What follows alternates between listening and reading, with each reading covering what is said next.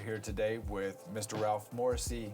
He is local to Pasadena, Texas, and he's going to be sharing with us his history and experience in data infrastructure. My question is, how do we get internet? How do we get cable? How do we get phone lines into our homes? Where does it come from? We'll get an explanation from Ralph's perspective today. Hi, Ralph. Thanks for joining us. Hey, my pleasure, David. So, where do you want me to start? Let's start in the beginning. Okay. Let's just give your full history. We've already been talking for a while, so Ralph, you can just take off where you think, and we'll go from there. I was in college in 1965 working as a curb hop at Steak and Shake, and a family pulled in. I waited on him, and turns out the driver was a vice president of Southwestern Bell. And he just, when he was through, he handed me his card, and said, if you're interested in a real job, a career, go down to the employment office and check it out. I did, and 60 years later, I'm still tinkering around in the business. Wow. 1965. Yeah. Southwestern Bell. Are they still around, or they're what happened? merged, or? Well, that's the funny thing is, it's Southwestern Bell actually ended up buying out other Bell companies, and eventually bought AT&T and changed its name to AT&T. So it's kind of like it made a full circle. So the AT&T we know today is Southwestern Bell. It started Southwestern Bell, that grew, Okay. and then changed its name. It changed it to small AT&T as compared to the capital letters. So then is your retirement and everything attached to AT&T? Well, actually, that's funny there too, because my retirement actually comes from Nokia. What happened is that after AT&T split off from Southwestern Bell, I moved to AT&T. Then AT&T spun off its enterprise companies that manufactured equipment and stuff like that, and they named it Lucent Technologies. And AT&T focused on long distance only, that internet, long distance. Okay. Well, then Lucent Technologies spun off their enterprise division, just keeping their central office equipment manufacturing, and named it Avaya. Well, then Avaya got bought out by Nokia. So my check, if you will, each month comes from Nokia. Wow. And Nokia, for those of you kids out there, used to be the cell phone. Back around 2000, those were what everybody had. It wasn't iPhones, it wasn't Galaxy, whatever. It was Nokia phones. But now do they even make equipment anymore? Oh yeah, they still manufacture like data switches and things of that nature, and there's other stuff they're into. Just not cell phones anymore. Correct. Yeah. Okay.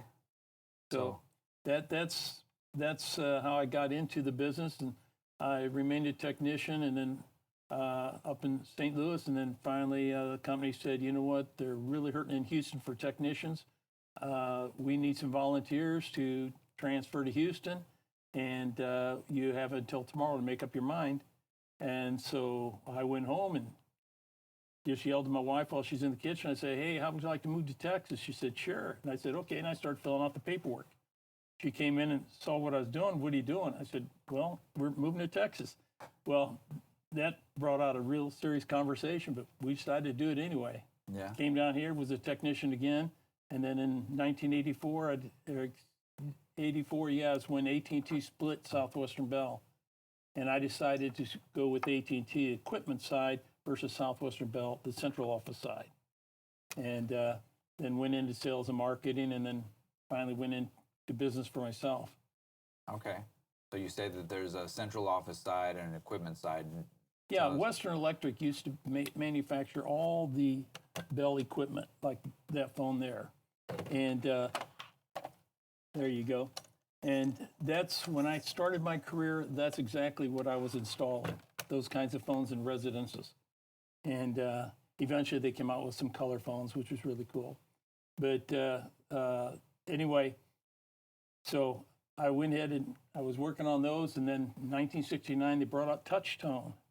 That was a huge leap. Boy, that was great, you know. And anyway, as it evolved, finally we ended up with these phones here that work on the internet, voice over IP. And so that's where we are today technologically. and I've made it a point to keep up with all that. But none of this transition or consolidation or standards wouldn't have happened if it weren't for this, because this is what standardized wiring in general.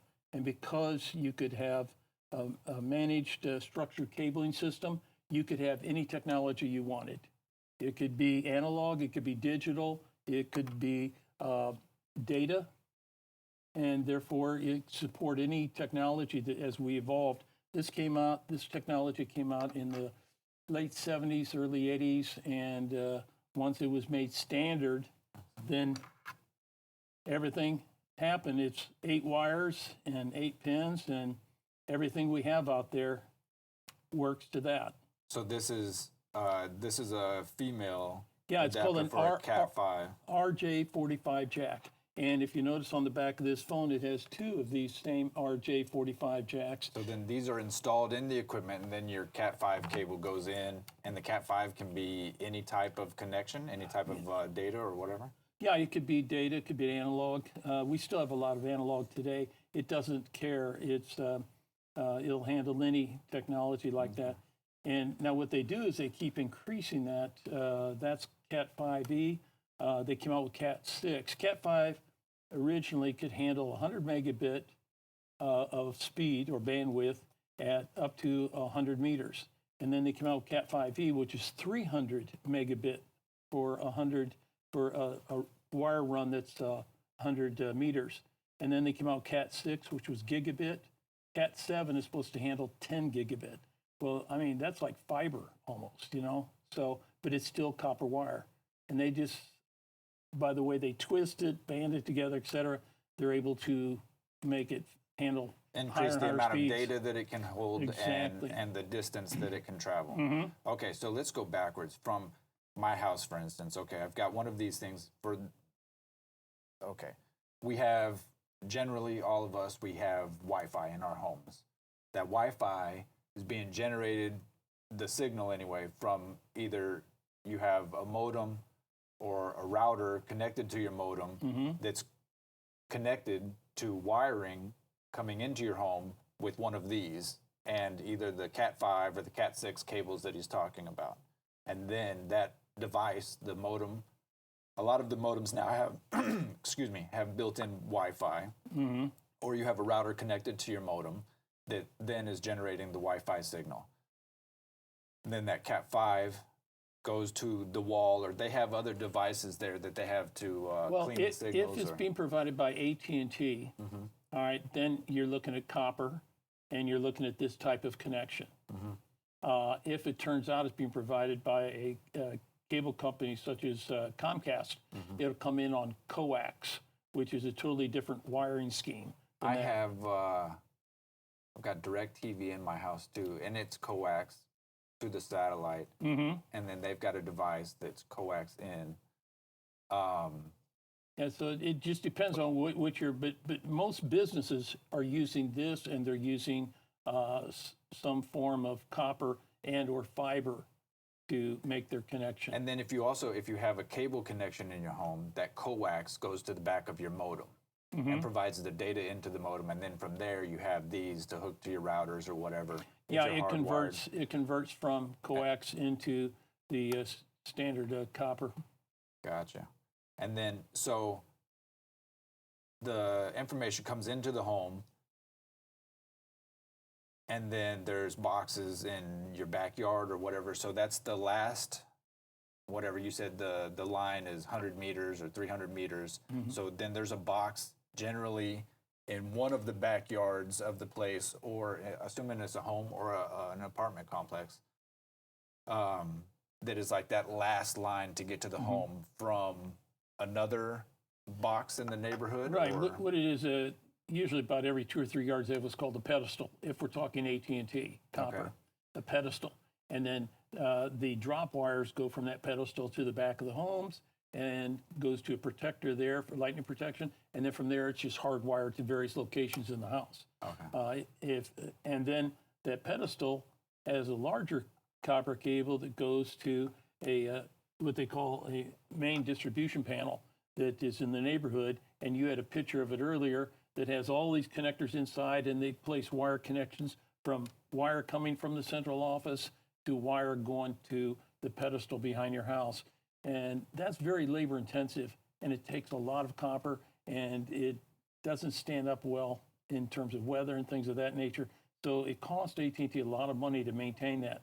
That's why AT&T is going fiber throughout the area and as quickly as they can, because fiber doesn't deteriorate like that. It is very low maintenance because it uses technology, not a bunch of wires.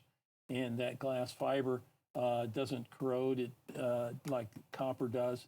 And so in fact, the weird thing about copper is in these pedestals, they're usually filled with either fire ants or cockroaches. Somehow that light electrical charge in there draws them. I don't know what it is. Oh, wow. But yeah, that's a weird experience when you open one of those up. And you need to be careful. Yes, very much so. How many homes does a single pedestal service? Well, it depends on the size cable, but usually a pedestal normally serve like 2 homes in back and 2 homes here, something like that. And then they'll go down 2 more houses, drop another pedestal. Usually it's that. Now that run may service a couple hundred homes, depending on the size of the cable. From the main service. Right. And now, just to put it all in perspective, you've got the home wired to the pedestal, to the main box here, and then the central office. And in the central office, that depends, that's changed over time. Back in these days, they had a bunch of analog switches, and it was a huge building, multi-story building in many cases, depending on the size. And all these different switches that were used to move a call from point A to point B. Now, they have what they call soft switches. When you lift up and get that dial tone, it's not something that goes up, clicks, and connects. It's all done by data on the backside. When you may be analog here, but by the time you get to the central office, there's something in the middle that's converted it to a fiber optic and to data packets. And in the central office, you've got the computer that gets a signal, gets that routing information on those front packets, and then sends it off in the right direction and rings your smartphone or whatever. So it's a completely different world now. And in fact, in this technology here, compared to this, you here required a building, maybe 5 in the city of Pasadena, to service us. There might be a soft switch in Louisiana, a soft switch in Denver, and a soft switch in Phoenix that provides all the service that you get servicing all these people, because it's internet, it's data packets. It isn't one line, one connection per call. And so the investment to do voice over IP technology greatly is reduced compared to the old days. Wow. So then the main service in a neighborhood or whatever is what type of line? That's a copper line to that, or it's fiber? Currently, it's copper most places, but if you're using Comcast services, of course, it uses coax. But they're slowly putting in fiber, and when they get fiber in, it's going to be fiber to the house, and then at that point there will be like a router modem type situation that will break it off into analog or keep it voice over IP. Depends on you. So then when we hear the marketing from, like, I know Google Fiber is a thing, and then you say that AT&T is moving to fiber, it will be fiber from whatever the main source is all the way to the main service in the neighborhood, and then fiber all the way to the house. All the way to the house. Yeah, they'll still have like pedestals that where they'll bring the fiber down, and then they'll bring fiber in from the various homes and hook them together and provide the service to the house. And the fiber is better than Cat5, because once it gets to the house, then it's still Cat5 to the... Well, the fiber is better in terms of stability and the amount of resource you can get from that versus copper. Plus, it just doesn't deteriorate like copper does. And once you get to the house, though, you don't end up with copper into the back of this. It at some point has to convert to this. Basically to the modem. Yeah, so you go to a modem and it's got these ports on the back of it. Okay, so fiber into the modem, these come out of it, and now you could use a patch cord to get to your phone, and they can offer different technologies. Analog will slowly just go away. But and this is considered analog. Well, no, this Or is this this can handle analog. This can handle digital, digital. okay. This can handle And you don't data consider packets. this to be copper? And this Or copper can be this, but it's it'll mostly... still be copper. It'll still be copper from the modem Okay. to this. Okay, that's in the From house. the... From the modem in your house. Uh-huh. You've got a modem and you got a router there. You still have those devices, and wiring from them to a hard line to your computer, whatever.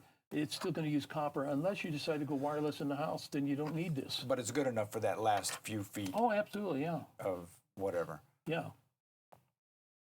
Okay. So then going and getting, is it actual, do they use Cat5 to bring service to the main service, or is it a bigger cable? Well, in the old days, they used large cables that had maybe 200 or 300 pairs of wires in it, and then they have terminals inside. Let me show you a picture that kind of give you an idea of what it looks like.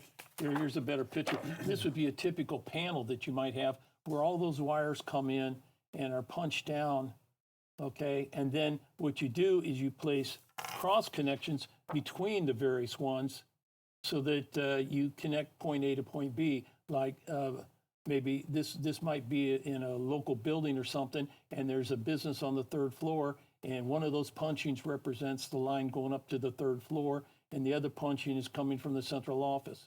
And so there I am making that connection. Yes, But that was me. this was just a single time, though. You're not like one of those operators that's plugging it. No. Oh, let me connect Now, you. once you place that connection, they now have dial tone going to their suite. I got you. Well, they have something similar to this, but in a enclosure, a box at various neighborhoods, and it's the same concept.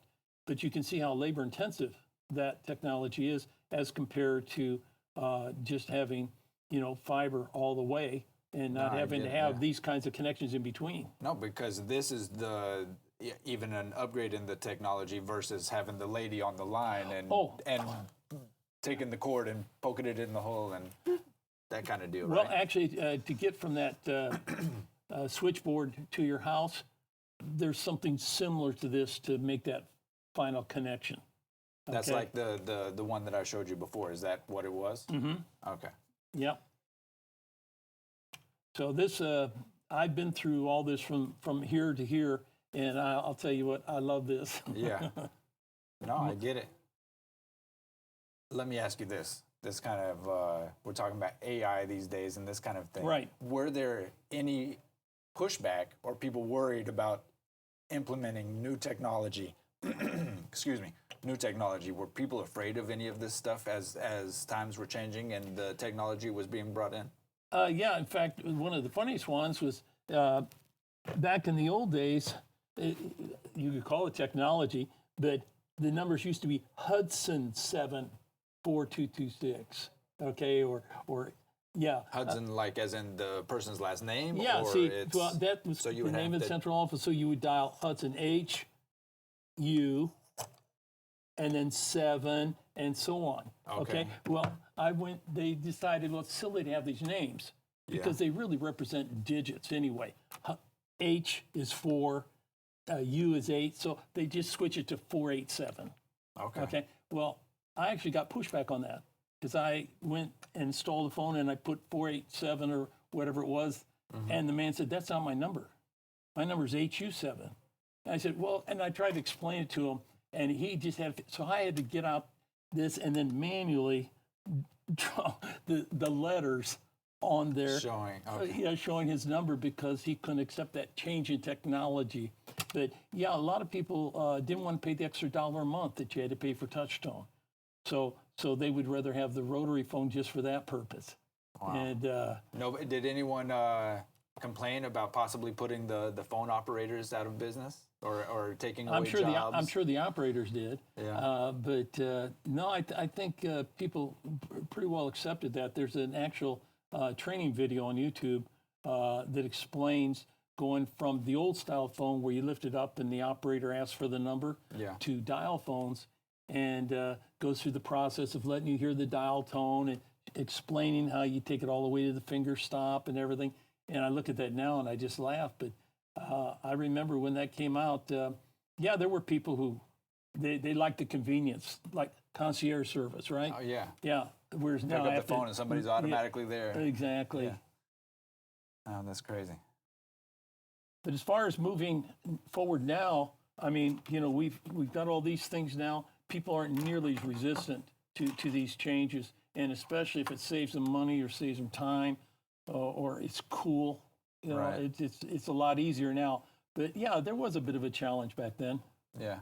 No, and something that has gone away also is long distance. It's not a thing anymore with our phones. In the beginning of the cell phones, again, for you kids out there, long distance was the thing. You had to keep track of how many minutes you spoke or how many text messages you sent and all this kind of stuff. But now with unlimited everything, it's just not a thing anymore. And you don't even have to dial the digit 1 anymore for long distance. Yeah. And then if you use WhatsApp or whatever for making calls, you can speak with somebody on the other side of the planet, and it's like you're talking to somebody across the street. When my father traveled back in the 50s, when he would get somewhere he was going, he would call us, and he'd call person to person. That's where you get an operator on the phone and say, yeah, I'd like to make a person-to-person call, and he'd say his own name, and he'd give him our phone number. So whenever he called, we'd answer the phone and be the operator saying, I have a person-to-person call for Jerry Morrissey. And I'd say, well, he's not here. And the operator would say, well, sir, would you like to speak to someone else? And I hear my dad's voice say, no, that's okay. Thank you very much. Well, that was the signal. I arrived safely, and I'm not going to pay $3 for that call. That was a $3 phone call back in the 1950s. That's what, $30 today?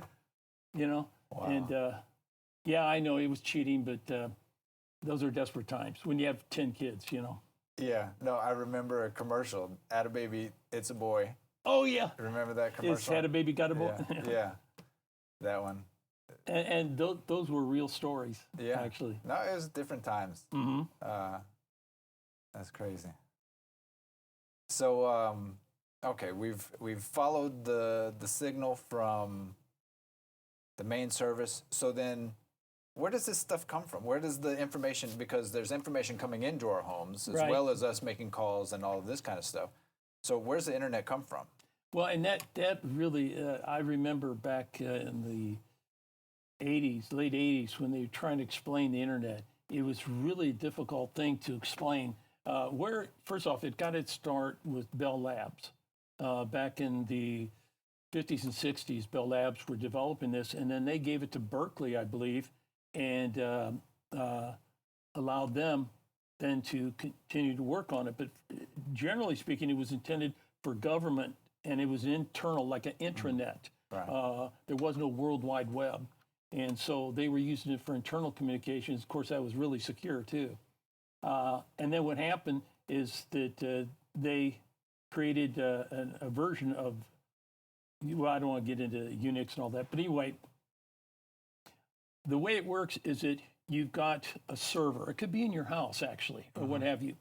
And it's issued an IP address. And the IP address identifies this location, plus you have a domain name server. You know, like Bob's Steakhouse, www. ThinkandActLocally.com. And anyway, that converts, when you put that in there, that converts to an IP address. Internally it'd be like 192.168.5.2, whatever, okay? Yeah. That tells that data packet, this is what I'm looking for. It's like dialing a phone number. That's what I'm looking for. I want to ring that phone. I want to get to that server. And so as these different servers are installed, that's your internet. You're looking for different servers. Now, there has to be somebody who handles that information. So you have other servers like AT&T and that make these physical connections, okay, to give you internet connection. And then also they take those data packets initially and say, oh, this is where it needs to go, and they send it out in the right direction. And that packet may hit a multitude of different servers and places till it gets where it's going, but it goes lickety-split. And so that's kind of what your internet is. And once you're connected to it and you have a domain name server, then and an IP address, you're part of the internet. So then the central office, does the central office still exist? It's like, yeah, there's still central offices for voice, but there isn't really a central office for the internet per se. it's different. You have a physical office where all this stuff has to tie together, of course. And where people work and Yeah, things. people work, and there's main servers that give you this connectivity to the internet. And anyway, so once you have that connectivity, you put in the right IP address or domain server name, www.ralphthephoneman.com. Right. Okay, then you go to that location. If that hosted server accepts it, or you have your own server and your own domain. You know, you have to have a domain to be part of the internet as a server, or you have to have a domain name and use somebody else's domain. And I forget the name of the company that supports my domain or my website. But anyway, all the hosting services. yeah, that are hosting out there. services is really, and that's kind of what AT&T is. It's kind of a hosting service and then some, because it provides the initial connection. Someone has to make that physical connection. Now, of course, these we can get on the World Wide Web through these because we're going through cell towers and that's our connectivity there. It's not physical. But at some point it is. And at some point it's hitting fibers. You've heard about the Atlantic cables being damaged and things like that. There's still physical connectivities there. We just don't see them because they're hidden. Right, and all that is in background now. And it's, like I say, anybody can become an internet service provider, ISP. Anybody can become that. You just have, there's certain things you have to go through. There's regulating companies that issue you your domain names and stuff like that. You have to get that issued to you. Okay. So we had started to wrap up, and then Ralph begins to give me the good stuff on the competition back in the day between the companies. Before, the phone systems or whatever was like a nationalized service. They had Bell, whatever. I'll let him tell you. Okay. Yeah, originally it was all Bell companies, and there were 23 of them.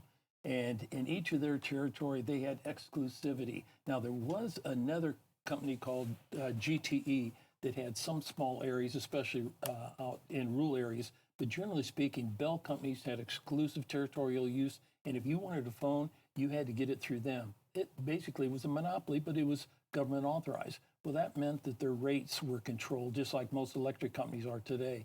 And so what happens is that whatever their expenses were, they were guaranteed a certain percentage profit on top of that. And each year they would take their expenses and show that they needed to get another raise because, you know, expenses are eating it up. So they really didn't care that much about expenses.